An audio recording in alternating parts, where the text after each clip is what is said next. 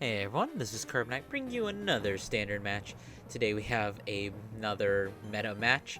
On the right we have my teammate Joshua piloting the Chronojet that we did deck profile on the channel already. And on the left we have him facing down Wilista. So hopefully I'm a little less judgmental on this Wilista player than I was on the last one, but we'll see.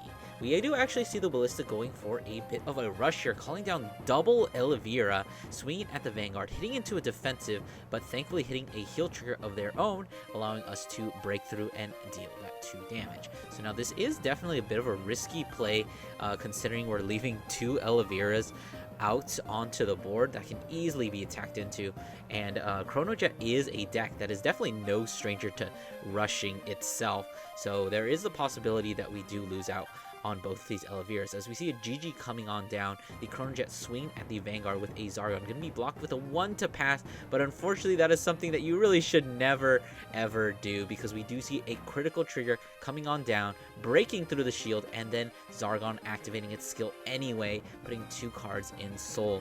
We did hit the defensive there, so the GG won't actually be able to hit the Vanguard, but instead it's going to go straight for one of those Elviras. Definitely why you want to swing at with the Vanguard first. If your opponent has any rear guards you can attack into. We do see the the counter heal being discarded for the ride deck, and then putting a front trigger into soul with the skill of the grade 1 Wilista, searching out that gem order. So giving up on quite a decent amount of shield in the early game. It is not great for the Wilista player, considering we've lost out on so much tempo with that breakthrough, that misguard. Anyways, we do at least have the Ramona, so we'll be drawing the 2 cards off of the grade 2's skill along with the gem, and then the Ramona is going to be a 20k attacker. Looks like it's going to be boosted by an Elvira. Looks like we're deciding what our attack order is, but looks like we are just going to be starting off with the Vanguard for that nice 15, another unguardable attack. We could guard it 1 to pass, but of course we probably don't want to. Swing the Elvira at the GG, and then of course the other Ramona column is going to be 28. So looks like we are going to be protecting the GG, which is going to prompt another strike at the GG for 28. Clearly that is too much, and we cannot really afford to guard that. An interesting play. GG is definitely an interesting piece. It's kind of like Elvira in the sense that you want to get it off board, because it does represent a card that can be time leapt into something else, and then you can reuse the GG. So it is a bit of a combo piece, but it's not really as important to Jet as Elvira is to Wilista. We do see the Smoke Gear skill actually searching out the I know we said this in the deck profile, the grade 3 cycle card for Dark States, which is I've definitely lost to this card before. I play Wilista myself. I've tested Wilista against my teammate multiple times, so he probably, or at least he should know this matchup like the back of his hand. But the searching of this grade 3 is definitely a key piece to his ability to counter Wilista, as we are going to be seeing. I honestly have lost a game single-handedly to that card, as we see a critical trigger coming on down to be its booster, because it does actually require a card behind it. Vanguard is going to be swinging for 21. Looks like we're deciding whether we want to guard it. Probably not going to guard it, because the best we can do right now is a 1 to pass. That's why Zargon is such a good card, as we hit into a front trigger and a critical trigger, meaning Wilista is going to be going straight to 4 with that single strike, putting 2 more cards into the soul, and just also having another massive rearguard column. So not really looking great for Wilista right now, as this dragon swings in. Crucial Dragon, there he is, putting the critical trigger into soul and retiring the Elvira. I know I've made the exact same mistake. You think, oh, Chronojet doesn't have any removal until they strike. Well, that's where the Crucial Dragon comes in, honestly just punishing the Wilista player for calling down those Elviras. So at this point, we're already out 2 Elviras, and that means that we're not really going to get as much advantage as we would off of the gem. And of course, this Crucial Dragon with those double triggers is swinging at 38, because it does get an extra 5k thanks to its own skill. Not really worth guarding, hitting into another damage trigger, but it's not really going to matter. That's the last attack. But Wilista is going into grade 3 at 5 damage, which is definitely not what you want to be doing. Wilista is a deck that likes to tempo their damage, but at the same time, I've definitely gone to 5 before grade 3 with Wilista and managed to come out on top, so it's not the worst possible thing. We are going to be able to make a ton of advantage with everything, with the gems, with the Wilista skill, and we're still going to be able to hit like a truck. At least that's the plan anyways. So we're discarding, I think that was just a crit for the Ride deck. Probably going to be starting off with the Soul Blasting of that gem card. Looks like we didn't discard for the Wilista skill because we already did have one in hand. So starting off with the Wilista skill, calling out, looks like we get an Ophelia. Obviously we can't get another Elevira because it looks like our last copy is stuck in our hand. So kind of just deciding on what our second call target is. We do see a Persona Ride there, which would be great to add to the hand, but unfortunately we actually don't have a Yuika on board, meaning that we won't be able to fetch it.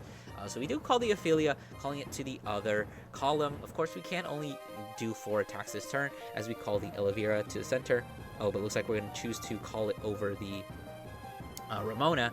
Personally, I wouldn't mind just like putting a Elevira back. I do it all the time, but because let's say something happens to that Ophelia, you still have the Ramona in the back, so you can always just move it up, and it can still be a good attacker. So I would rather kept that around, and it looks like we're going to be committing a critical trigger that's going to be going back to the deck. So I really wouldn't have wanted to do that because you're giving up on a 15k shield when you could have just easily just thrown an Elevira back, when already right now it's kind of already preyed to Chronojet's Stride skill and the Crucial Dragon. So honestly, I think Elevira is just a little bit safer in deck because you still have the opportunity to call it off of the Wilista. But we do see the Wilista coming in with that 37, being hit with that PG. We did tempo, Chronojet did tempo the game correctly, so they are at 3, so they wouldn't lose to a single critical trigger. But since we have the PG, we might as well commit it, because, you know, you don't really need to be at greater damage than you need to. We don't see any triggers off of those 2 checks, so pretty unfortunate for the Wilista player, but we are still going to get the 2 restands, or not, the 1 restand, 2 attacks of 28, the other one being 36, boosted by the Elevira. We're going to be taking out the Crucial Dragon, which is definitely an unfortunate fact of Wilista, where you have 0 removal, and the only way you can get rid of pests is by attacking into them. So definitely not exactly a waste of an attack there. That Crucial Dragon would definitely be getting rid of both of those Eleviras, but thanks to the fact that we got rid of one, we're going to be sticking with still 1 for our next turn. So we do see Chronojet striding, putting the Elevira back to the bottom of the deck, calling out a Ling, checking the top 2, putting a Zargon in the soul, and calling down the all-important Smoke. That's not Smoke here, that is Upstream. I really got to stop getting those 2 confused. So Chronojet's looking to have a pretty good turn here with a bunch of at least those 4 attacks. The Upstream is going to be swinging for just that 15. Of course, this is always the weakest attack. It's just going to be guarded with that Psycho card. Very simple. You almost always want to be guarding that Upstream attack, as Upstream is going to time leap down into the GGs, which is going to be a very nice 13k booster once we use the skill to Soul Blast 2, and it's going to net as another card in hand. And thanks to the Zargon that we've been continuously able to use, we are at a very stacked soul. I know we've had at least 2 Zargon procs, so there are at least 4 cards in the soul. So just the Soul Blast 2 for the GG is not really a big deal.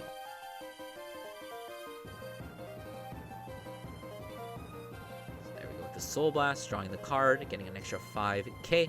And then, of course, the Upstream is going to be swinging at the Vanguard, using a very interesting interaction. Zargon is actually going to be giving the skill to the Fate Rider, so if this Fate Rider hits, he does actually get to use the Zargon skill, even though we just time leaped it off the board into yet another Upstream Dragon for a total of 33.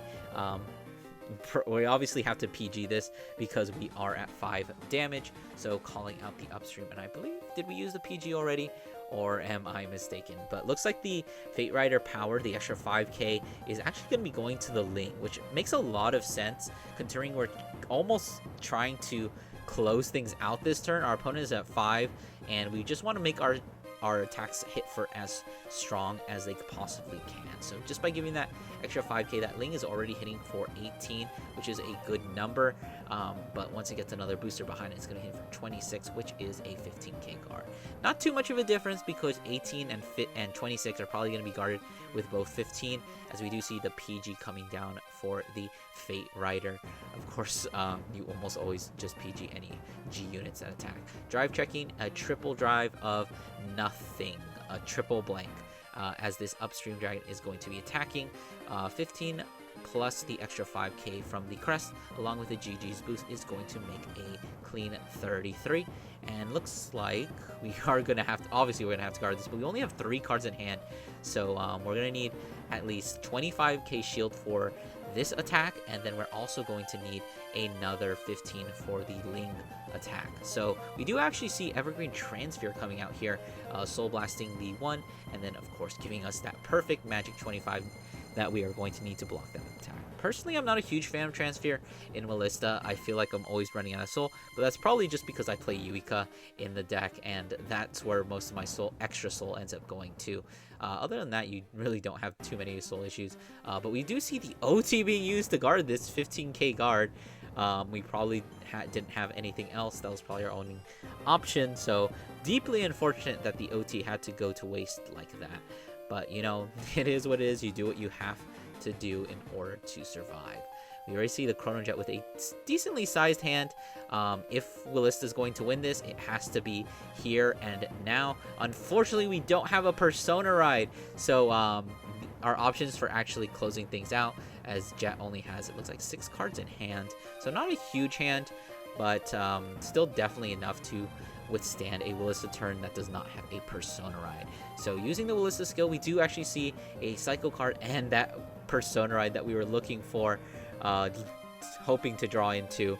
Unfortunately, just hitting the board. Probably just calling it out to deck thin.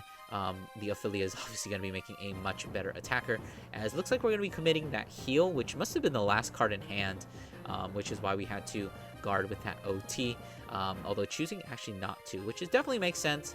If you want to have a chance at all, there's no point to really call down that heal.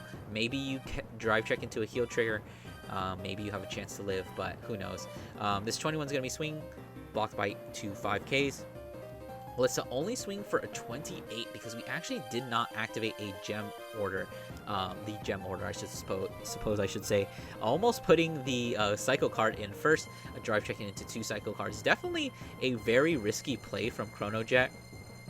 If Wilista had managed to hit a single crit there, it would have been over, but it looks like it was the necessary play, and it did pay off because we saw a heal trigger, giving us an extra 10k, allowing us to 1 card guard these last 2 28s with a 15 and then just a front trigger.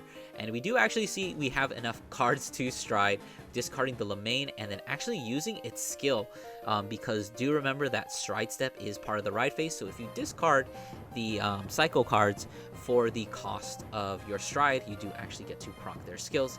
We do see Chronojet putting back the last Elevira, so we're officially all out of Eleviras. But at this point, Wilista has 4 cards in hand, a PG, a 10k heal trigger, and 2 Psycho cards, so it's not really looking like we have much of a chance. It looks like it's OT or bust at this point, as the Ling is going to be swinging for a 26 thanks to that crest. Looks like we're going to have to commit 2 cards from hand because we play those heals, the counter heals, along with the extra 5k guard. So this Fate Rider is going to be swinging, time leaping the Ling, going to be hit with that PG for free, thanks to that being the second to last card in our hands, calling up the upstream. But that being said, even though we PG this attack, which is definitely the correct play because you don't want to risk any crits, we have, I think, like 5k shield left in our hand, and we're staring down a GG that is at, let's see, it's at 18 by itself already, and then we're also staring down an upstream which is already at 45 by itself. So unless you have that OT or a miracle heal, you're not going to be living this. And to put some more salt in the wound, we see the Joshua hitting into his own heal trigger. So things have gone from even more hopeless to absolutely hopeless, as we're going to be swinging that 45 upstream, hitting into a heal trigger, a nice 6 damage heal, but it's not really going to make much of a difference as upstream converts itself into another grade 1 to boost this GG, who is now going to be hitting for, let's see, it was 18 before, now it's 28 and 36. So even with that one defensive trigger, that extra 5k is not going to be enough to block this GG. Funnily enough, if Joshua hadn't got a defensive trigger there, I believe this attack would have only been 26, or it might have been something. No, I think whatever. The game's over. So I hope you guys enjoyed. Don't forget to do all those YouTube things. Like, comment, subscribe, and I'll see you guys in the next one.